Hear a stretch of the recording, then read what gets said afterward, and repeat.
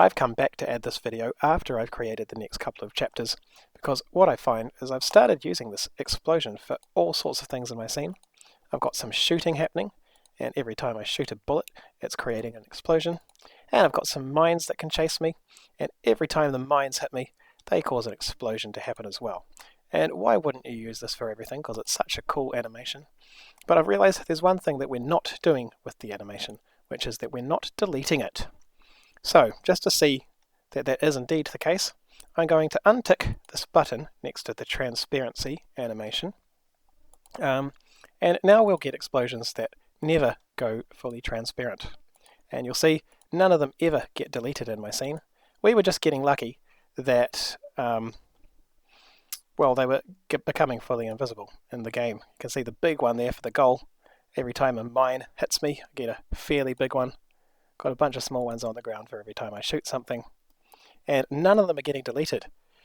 We're not even going to see these explosions in the game once they've become transparent, but the computer's still going to expend a whole bunch of effort working out where they are, working out what else they're touching, sort of working out what sort of lighting they need, and then just finding out, oh, they're transparent, and doing nothing with them. So the computer's wasting a whole bunch of time storing all these explosions. What we want to do is delete them when they're finished animating. And it turns out that Godot's got a really nice, simple way to do that, which means we don't even need to write the code. We just need to add a new type of track by clicking this plus symbol to add a new track to my animation. And I'm going to use this green one called call method track. Then I have to choose what node I want to add it to. I'm going to add it to my explosion, top level node. I'm going to go to the end of that track. And then on this new option that's come up, functions, I'm going to right click and insert a key. So keys are all those diamond shapes that say that something new is happening in our animation. Then I get a list of all the methods on my node, including the method we've been using to delete things, queueFree.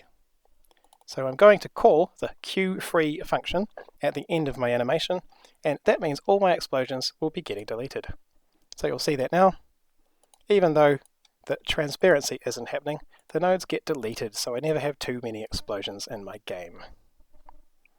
Now I'll just turn the transparency track back on, and my explosion's ready to go.